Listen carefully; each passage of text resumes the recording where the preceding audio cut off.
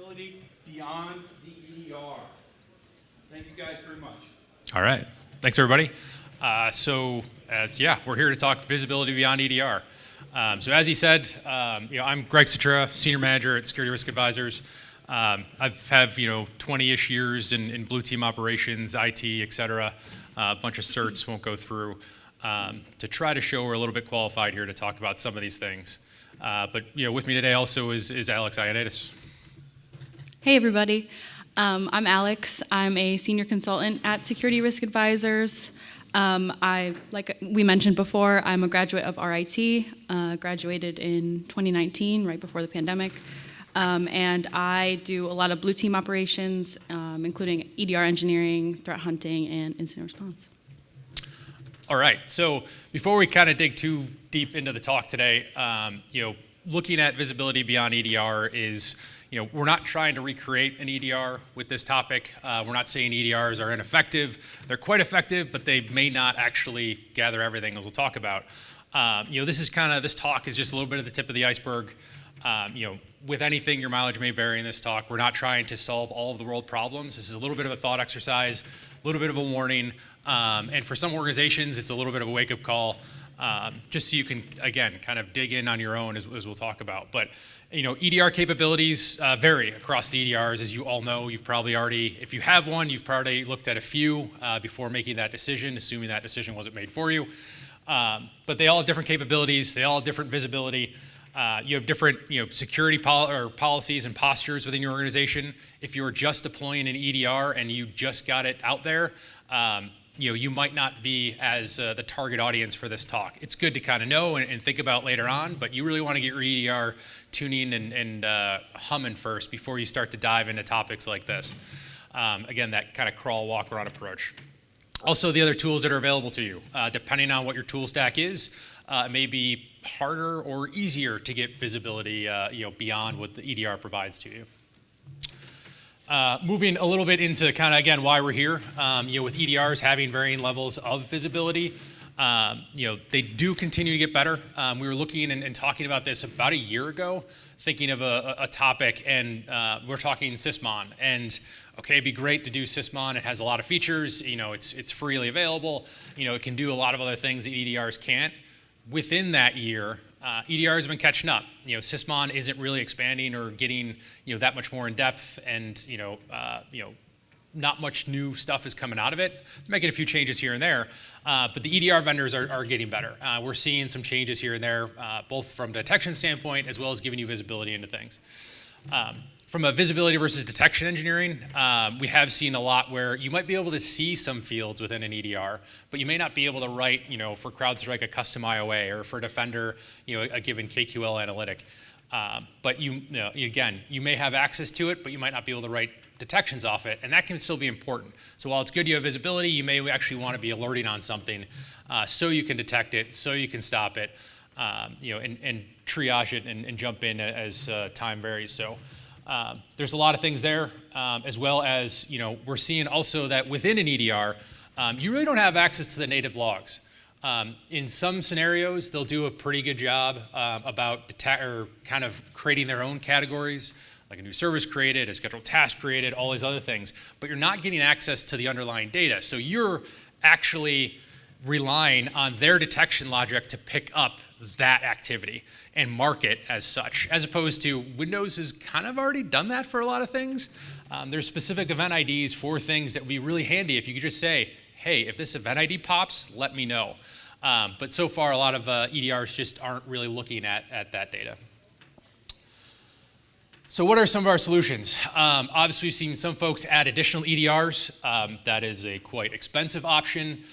Also, if you have them both trying to block stuff, that will create a bunch of other headaches. You can replace your EDR outright, but as you kind of look at, not everything does, or all EDRs, there is an EDR out there that covers everything. You can also obviously add additional logging. Maybe you're going to add all the logging and send all that stuff to your SIEM on each individual endpoint. Let's talk about that'll be a little bit expensive. Or you can kind of do, add additional logging, but only target, specific stuff that you want to send in. So a bunch of different options here. We're kind of recommending the last one more than anything.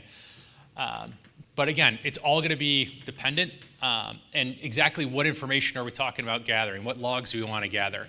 And that's going to really be dependent on your organization. You may have had past incidents where you want more visibility into that stuff because you dug in and you couldn't find the attacker. You may have had a pen test happen. You may be in industry-specific attacks that are constantly hitting. While attackers are very opportunistic, sometimes you might want to focus your attention on what certain APT groups are targeting your industry. You also have regulations you got to deal with. What is your regulation? What type of logs you have to type of logs, types of attacks you might need to be worried about.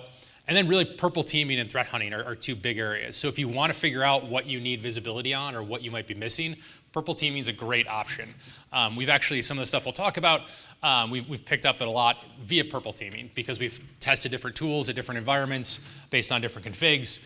But that allows you really to dig in, figure out, okay, for this one unique test case, do I have the visibility I think I have? In a lot of cases, you may not. Some of it's going to be unsettling. Some of it's going to be, maybe it's a matter of, hey, I can detect it if it's run at the command line, but if it's run within PowerShell, I have more problems detecting it. Or if you run that same command in the GUI, I have problems detecting it. So a lot of times if you're doing purple teaming, again, it's having your blue team, for those not familiar with it, your blue team and your red team literally sitting together watching the same attack. You're watching the red teamers do what they do. You know everything that they're doing. This isn't a pen test. They're not hidden. The goal here isn't to get past your security. The goal here is to see what you can see, what you're detecting, that type of stuff. Really great stuff to do if you aren't already doing it. And then threat hunting. Again, if you have certain areas where you are more vulnerable or certain attackers that may be hitting you, whether it's APT groups or whatnot, always a good idea to emulate those every once in a while and start digging in to see if you can find that activity. If you can't find that activity, maybe have someone run a test to see if you could find that activity if it hit. But again, those can be helpful from a threat hunting perspective. Maybe you need to figure out, hey, we need to know if someone can, if we can actually see if someone read an email. That's a really great thing to learn and know ahead of time before you have your HR department calling you saying, or your legal department saying, hey, we need to comply with this HIPAA thing. We knew we had a compromised account. Did they access an email? Because there's a lot of HIPAA information on the email or a lot of PII on the email. Knowing that stuff in advance, knowing what your capabilities are to see if an attacker actually read emails can be extremely, extremely handy. So how do we get more visibility? Some of our recommendations here, a lot of it's going to do with native event logs. As you said, a lot of it can vary. We have 5 to 6 test cases that we'll talk about that we think are fairly universal. A bunch will rely on native Windows events. You can turn on more extensive logging if it isn't already on for you. Recommend doing that. Again, doesn't mean that you have to collect all of it, but it's good to have on the endpoint. You can turn on Sysmon. That can give you some detailed information that you might not otherwise have within your EDR. You can do on-demand forensics and log collection. And you can kind of get creative. There's other login agents out there that you could put on that might generate information for you can pull down. So kind of the sky's the limit here. We're going to focus a little bit on kind of the first 3 or talk through them a little bit.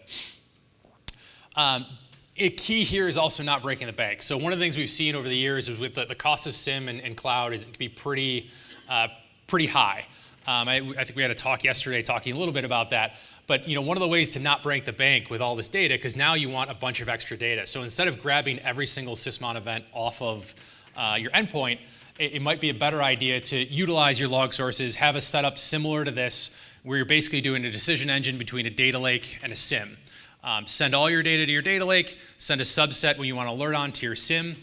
You can do the decisioning through a bunch of different products. That'll help remove some noise, remove some size. I'm not going to dig too deep into this, but it's a good architecture. It's kind of a little bit of a pipeline at the destination. So before it hits the SIM, you're kind of transforming it inline. You also have the option to do it at the source.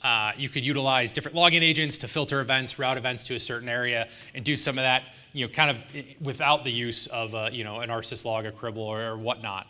Kind of the optimal approach might be to combine these. Really do it, for our purposes here. It's probably a good idea to do the option that the pipeline at the source for some of these bigger event logs, so you're not sending every single event log off of every single endpoint into your SIM. Maybe you're only sending a few, and you're sending it to a Cribble or Tenzir or whatever before it hits your data or SIM or data lake or SIM. So on-demand forensics, I'll talk about a little before we do some options here for some test cases.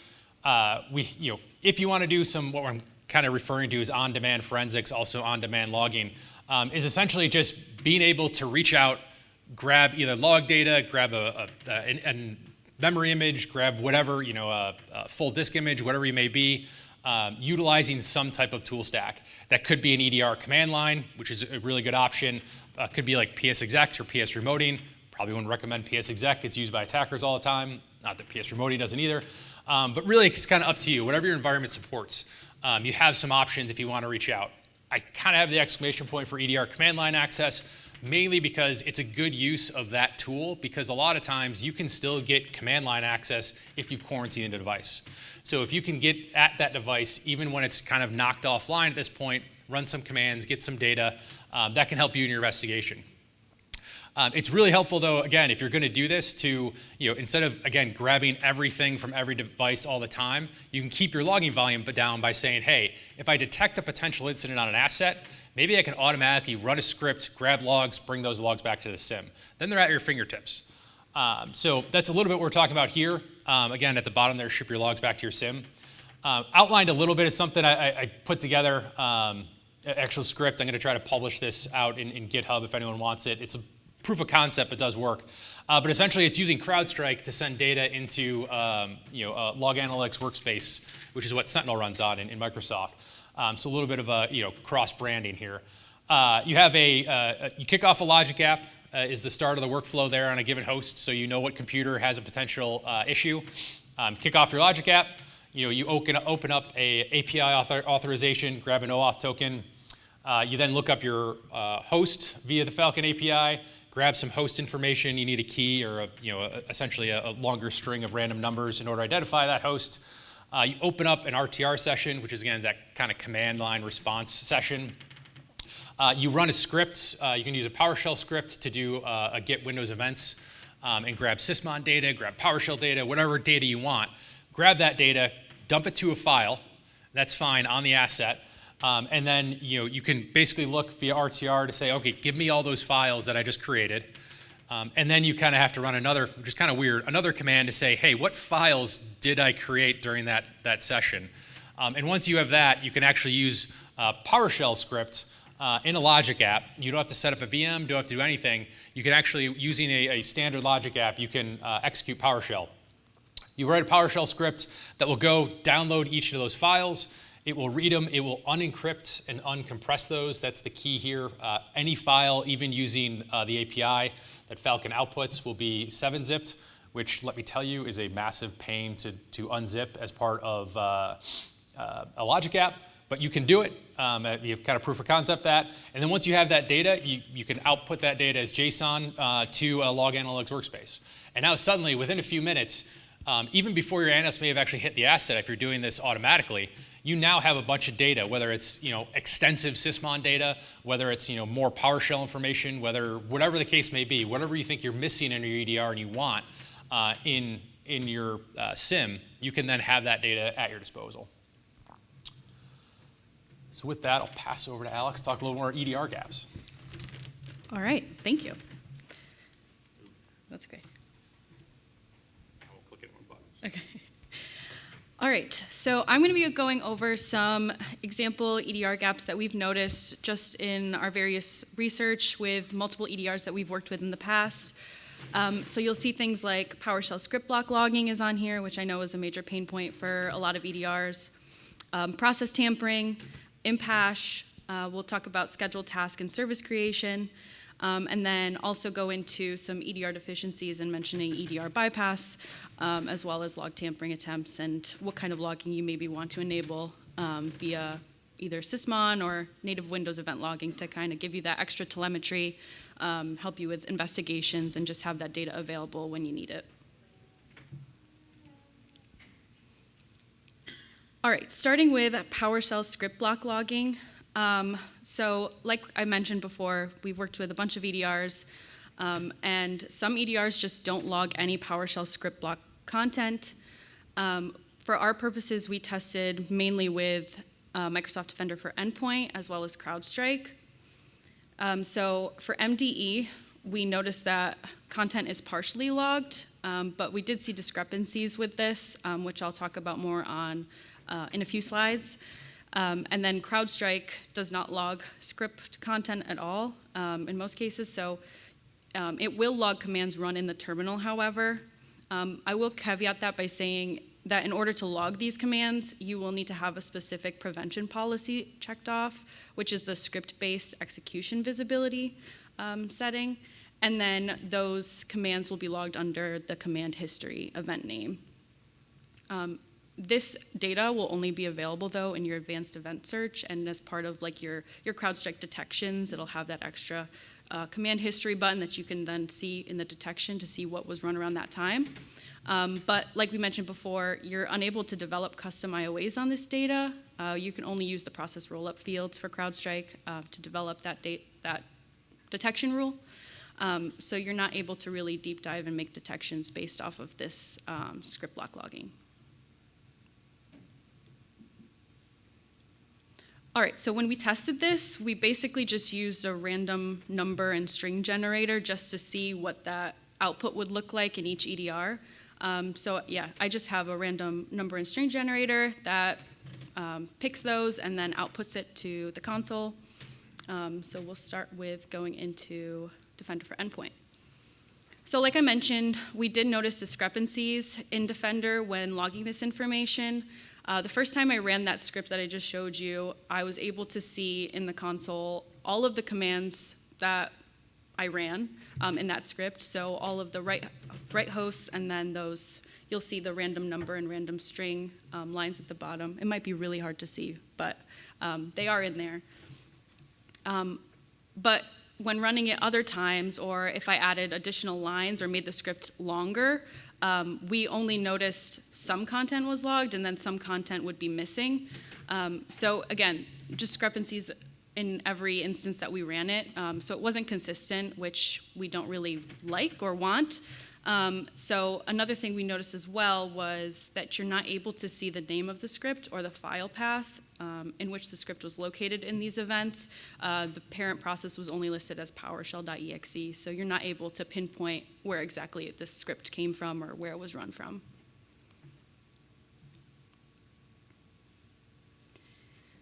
So for this, one solution is enabling PowerShell script block logging. You'll notice a screenshot here, that same script that I had run.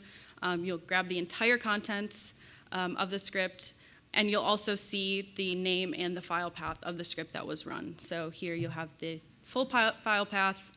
It was a test.ps1 file, but you're able to have that extra information and see the entire content that was run.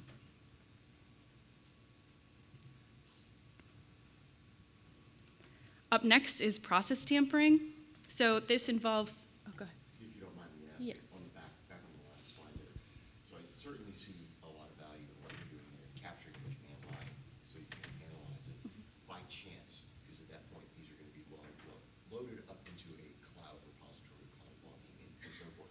By chance, have you ever looked at obfuscating any passwords or secrets or so forth that might be captured in that command line? No, I mean, you definitely can, depending on the tools you have. I mean, I know, for example, Cribble can do some of that type of stuff based on, regex and other stuff, in line as the data is flowing through. I'm sure there's other products that can do that as well too. So it's something you definitely could figure out how to do. We haven't had the opportunity to really do that just yet, but I think again, based on your tech stack, the opportunity is there. It's just a matter of identifying it and identifying it every single time, depending on how someone's entering in the password or what they're doing. Obviously, never recommended of just storing a password in there. So if they're doing that, it's not a good idea to begin with, and that should be updated. But it might be a good solid detection anyways if someone is doing that. Throws an alert and someone gets yelled at. But yeah, good question. All right. Up next is process tampering. So this is a technique that involves manipulating process memory. It includes techniques such as process hollowing and process herpaderping, which makes me giggle every time I say it. Both are types of code injection. Process hollowing is used to hide and execute arbitrary code in a process that appears to be benign. And then process herpaderping is used to modify the contents of a process on disk after the image has already been mapped, so that the on-disk file appears to be the trusted process, while the malicious code is able to be run in memory. So this is a technique with the end goals being privilege escalation and defense evasion. So one Sysmon event ID that we found to be pretty useful here in catching these two techniques is Sysmon event ID 25. It's a pretty low frequency event ID. It shouldn't fire very often, so again, keeping costs low. It looks at process image changes. You'll notice that the event is pretty limited in terms of what's given back to you, but you're able to use the process GUID to correlate the events with other process creation events and gather that additional content. So running this technique in Defender for Endpoint and CrowdStrike Falcon, we tested with a process hollowing.exe that I just grabbed off GitHub that hollows out a process and displays hello world. But here you'll see a screenshot from Defender for Endpoint where in the timeline for our specific test host that we looked at, it was categorized as an anomalous memory allocation in the CMD process memory. One thing to note too is when we ran this, both Defender and CrowdStrike detected the test binary as being malicious, but not necessarily the behavior, which is what we would hope to see. So that data is available in the timeline, but nothing really comes of it. And the telemetry isn't really exposed specifically for Defender for Endpoint. Apart from this NT protect virtual memory API call action, which is what you see in the screenshot. Again, just looking and researching this one a bit more, this action type is used quite often. It's just one step in the process for the code injection. So just running a search in some environments, over 30 days, it's a really high frequency API call. So it's not really something that you're able to just make a detection rule off of and see certain anomalous memory allocations. It appears to happen quite frequently.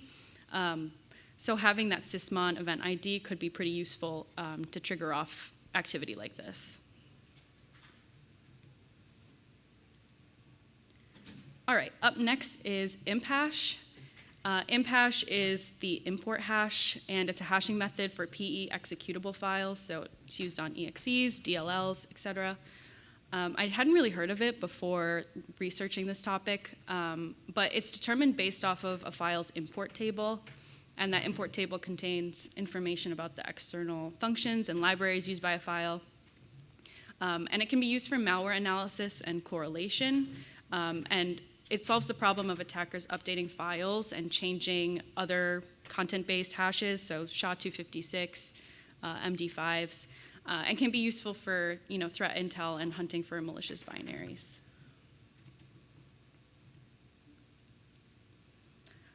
One thing I did want to mention too is just some limitations of imphash, just because even though it might be useful, there are some limitations that we should recognize.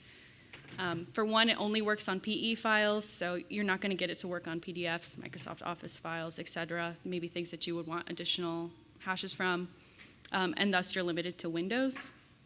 And then, like everything, there's false positives and negatives with this. Attackers can manipulate and force specific headers or make it seem like it's another file or another APT group or anything like that. So the data can be extremely useful during an investigation or incident response, but like anything else, it has its limitations.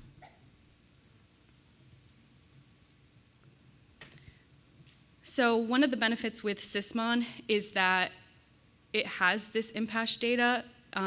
Here is an example of an event ID, a process creation event. You'll see that it lists under hashes the MD5, the SHA-256, and imphash. And with this, we tested with a keylogger binary, so running a keylogger on our test host.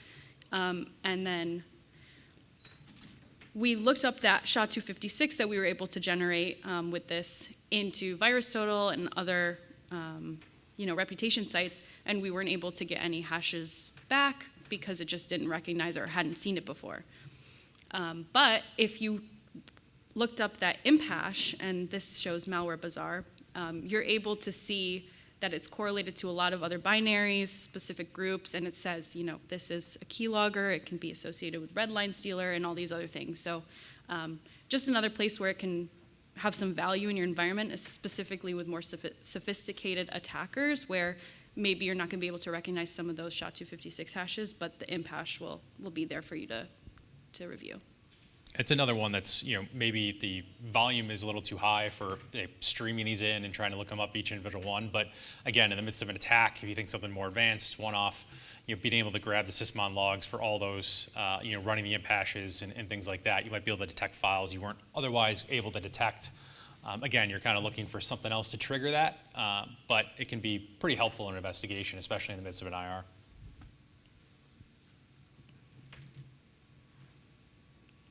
All right, up next is scheduled task. This is a persistence mechanism used by attackers. I'm sure we're all familiar with it. Can be accomplished via command line, via SCH tasks, or the GUI. And one thing to note too is that evidence of scheduled tasks created via the GUI and command line look very different, and something we'll talk about a little bit more. So looking at CrowdStrike for this one, we're able to see the creation of new scheduled tasks when done via PowerShell commands or via the GUI with the event simple name listed there, which is scheduled task registered.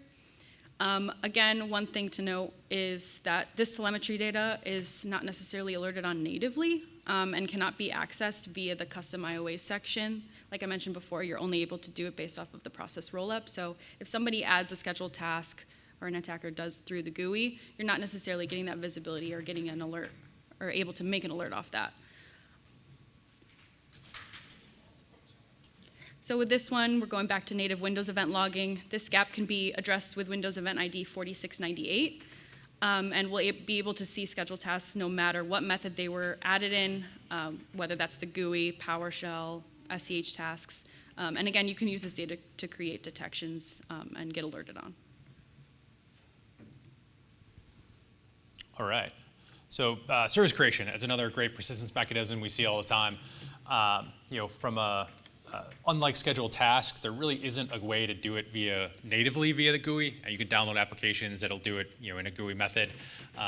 Most of the time, they're using, either sc.exe or new-service, the PowerShell option, in order to create those in the background. Interestingly enough, if you run new-service, it doesn't actually rely at all on sc.exe. I was somewhat figuring they were just plumbing PowerShell to use the command prompt behind the scenes, but it's not actually the case. But before new service was there, you're strictly using sc.exe, which you could use to just monitor any command prompt. If you see sc.exe, with some various triggers, pop an alert in order to investigate more, because what's someone doing to the scheduled task. For Defender for Endpoint, in doing some testing there is a service installed action type. So that seems like it'd be really great, really high fidelity.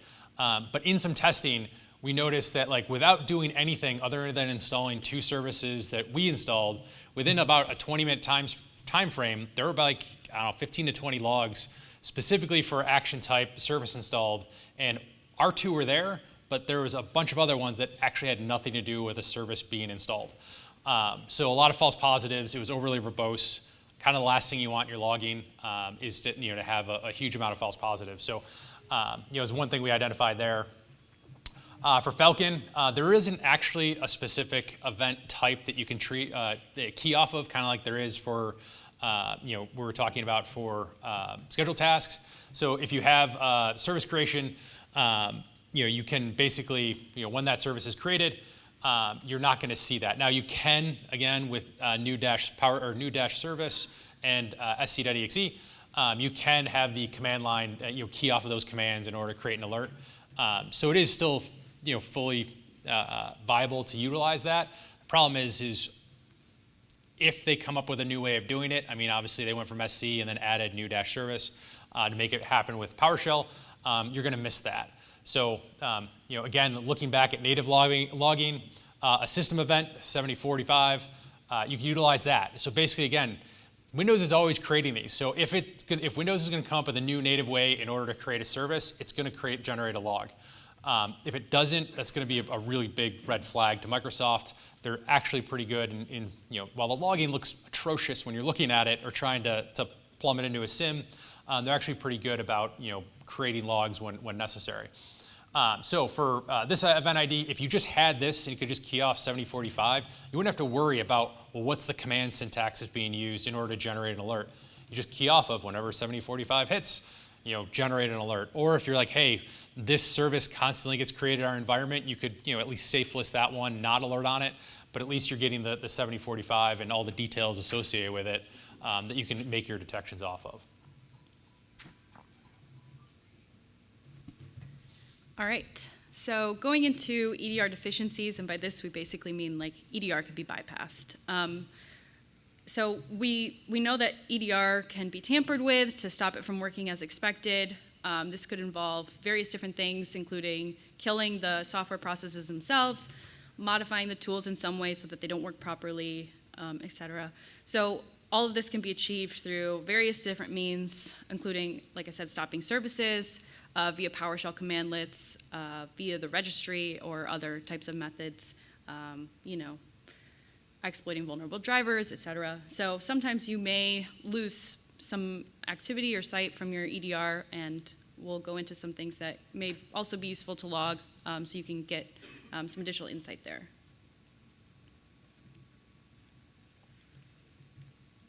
All right, so one thing we wanted to mention is event ID 5001 and 5013, specifically for Defender.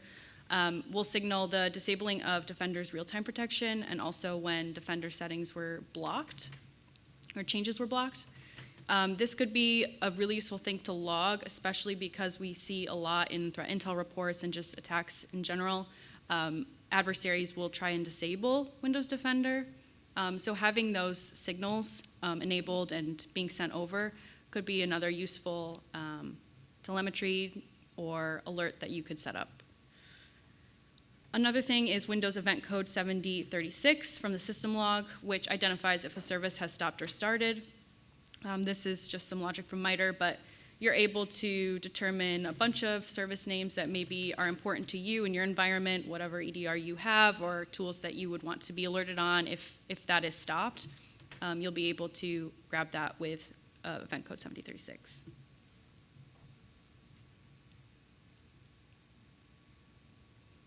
All right, lastly, we have log tampering. So another thing that adversaries try to do to avoid detection and obstruct investigations. This includes modifying, falsifying, or deleting logs. And like before, there's various methods that can be used to clear these, which include PowerShell, WebTutil, and the Event Viewer GUI.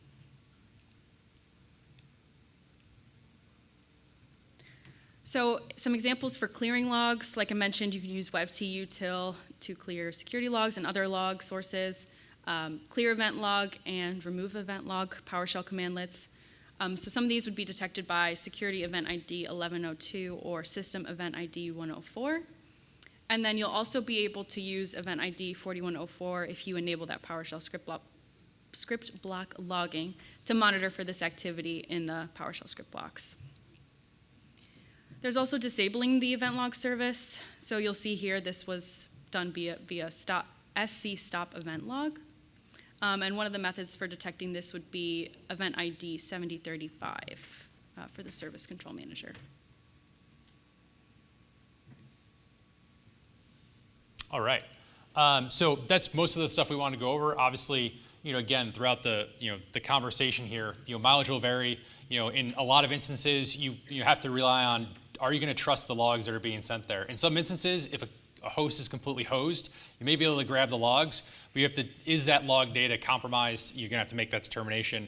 At the same time, you have to make that determination with EDR anyways. If someone's doing an EDR bypass, is all the log data available that you would expect? Things of that nature. What we've seen in a lot of attacks is there is a lot of trying to disable an EDR. In some instances, they're not actually trying to disable some of the Defender AV style stuff. Sometimes they are. There are attacks against Sysmon to shut that down.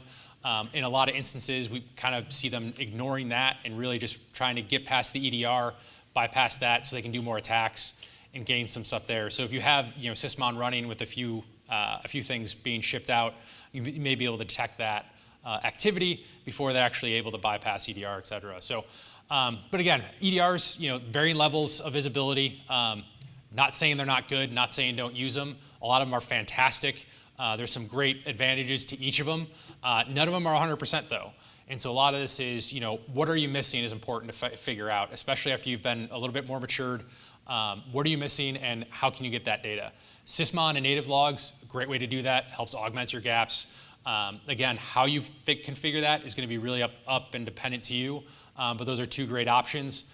And then obviously the more robust logging you have, additional telemetry you have, the better your investigations, the quicker your incident response, the more thorough your data is and investigations can be, the more comfort you can kind of give to sea levels and above when an attack happens that you've actually remediated everything, you've been able to find stuff, et cetera. So, questions? Okay, curious. Go Yeah. back to your prior slide there for a second there. Love the way that your bullet number 2 there really calls that out, because it is really, really important, especially when you get into doing your investigations. How many different event IDs do you like to turn on when you go after the Sysmon native Windows login? Yeah, I've found for the most part,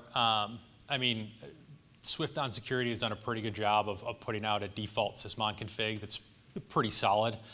Depending on the organization, you might be able to switch it off or on. That being said, there's about 20-ish, I want to say, event IDs specifically within that. Some of those will, definitely generate a lot of individual logs. And that's why I think it's important, again, like for the impact stuff, like that's great data to have available at your fingertips to recall off an asset, but streaming that into a SIM is probably gonna be pretty expensive and maybe not worth it. Again, unless you can set up something to grab that on demand, then utilize that data. So for the most part, we're gonna have I have a GitHub spun up and it'll be published. I'll give you guys the link in a couple slides. But we'll have some recommendations for which specific event IDs we talked about in this talk.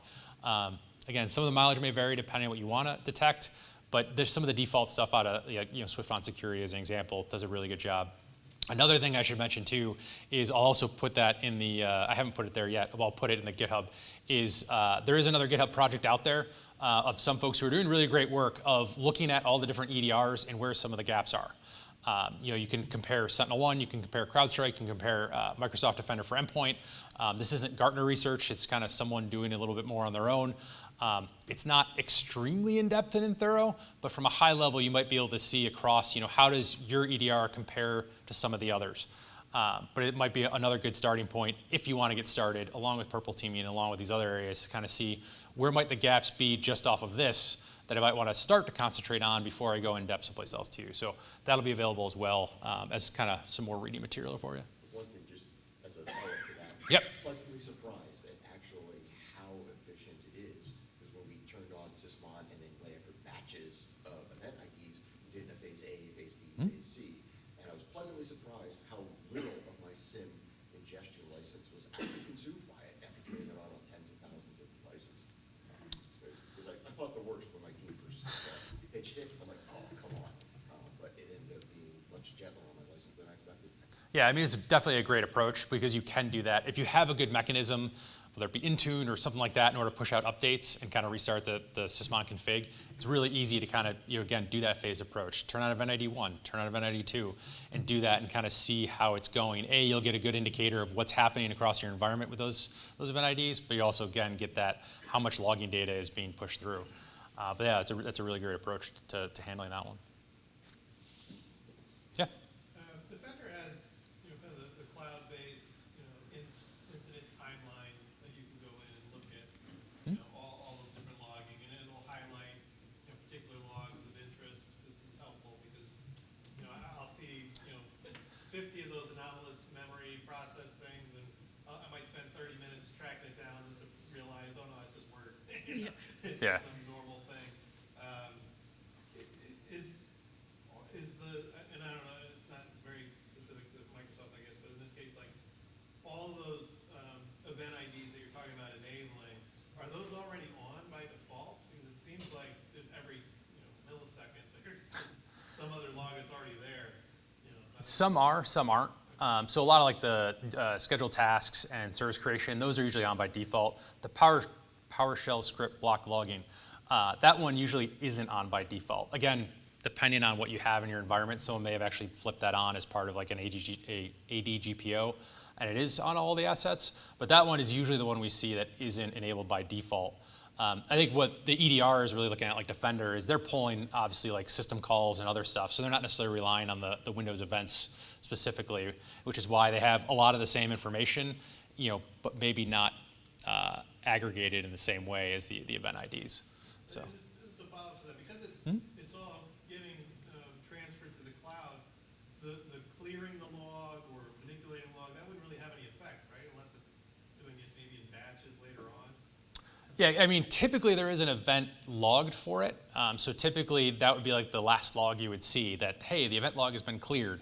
Now, if they've disabled that push before doing that, that's when you'd kind of, maybe you get a detection that an asset fell offline or something like that. But yeah, that's where it wouldn't necessarily affect that. And again, if you're looking at, you can kind of have a combined approach where you're looking for those event IDs, but you're also looking for, from the EDR specifically, those commands. You might be able to, depending on how what your ability is to look at commands within your EDR, if you can kind of do that dual approach, if someone is bypassing EDR and not allowing that stuff to get back to the EDR to say that someone's clearing logs, you might catch the event ID as part of that. And so again, that kind of belt and suspenders approach might be a good option. Yeah. Do you see value in kind of publishing the detections as Sigma rules? In general, what's your thought on Sigma rules publishing? Yeah, no, definitely all for it. I mean, whatever we can do. We have an internal Sigma project to kind of deploy to the rest of our organization, but we're constantly giving out rules as part of stuff, because in the end, like, we're not trying to behold stuff. And the more we can do from a community standpoint in order to better the community, that's really what we like to do and what we're after. It's all about finding ways to kind of publish that stuff. I mean, that's why I'm trying to put some stuff up on GitHub here, including like that CrowdStrike script. For those who use CrowdStrike, it was a really interesting exercise for me to try to navigate all the various ins and outs, especially with logic apps. So, from our perspective, we want to make as much public as possible so that others can kind of replicate this, build off of it, strengthen their organizations. Because obviously the goal for all of us here is to get better. No use hiding that behind a paywall. Yeah. Some of these gaps seem pretty easy for the EDRs to close. Do you see them kind of addressing gaps when things like these are identified? Yes and no. Like I said, we have seen a little bit of them getting better at detections over time. One where they've continually struggled is Keylogger. One we were trying to figure out but couldn't get a good handle on with a good logging agent was detecting ransomware without the use of like a binary signature. For whatever reason, a lot of EDRs, if you're doing a file write event like with the same extension or whatever, or it's encrypted, whatever, they're not detecting on the behavior of like, hey, I've had 5,000 files that were clearly encrypted. Maybe I want to stop that process. For whatever reason, they don't do really good at that. And so we were trying to come up with a detection, couldn't. We're kind of hopeful they're going to, because they have access to those system calls, can kind of continue those efforts. Obviously, all the stuff we published here and kind of talked about, SC, like the service creation, all those things, we've written detections in the EDRs. They haven't caught up just yet. And these have been things that we've been identifying for a few years. Where they are in the backlog, not really sure, but they are going to get better. I mean, that's the thing, is this is a list that in 2 years, hopefully, like all that's an EDR by then. And might seem like wasted effort, but hopefully it's an EDR then, you don't have to worry about it. But then again, using purple teams and other stuff, you can kind of keep going and keep seeing, well, what's the next thing that they're missing based on whatever crazy thing red teamers or attackers are doing.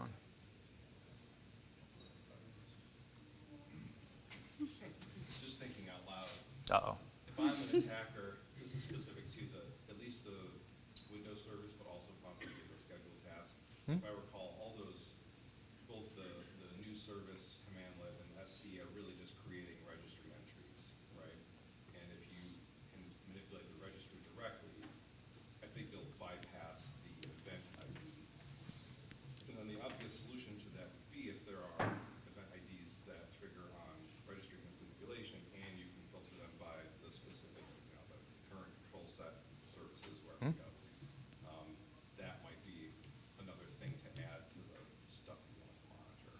Yeah, for sure. We've done a bunch of stuff looking at, because there is event IDs for registry creation, as well as essentially trying to think of like system objects, things of that nature. Location too, I could go in and change some known Yeah. status to a malicious code location. Yeah, we've done some internal trainings to help spot. It's all about monitoring and filtering because there are so many logs when you turn that on. For obviously, you can imagine how much read, writes, and new stuff is on the registry. We've actually built some detections to look for adding registry entries, to a certain part of the path within the registry that would, be more persistence, on startup. These things will execute. So that's another way to do it. But you could also monitor the services area as well. I mean, it's another way to tackle that if they're bypassing, your command line specifically. All right. Anything else? Great. Well, thank you, everybody. Appreciate everyone's attention, and thanks for attending. Thank Alex and Greg. We've got a certificate and a gift for those guys. Thank you guys so much. Lunch is upstairs. Starts at noon.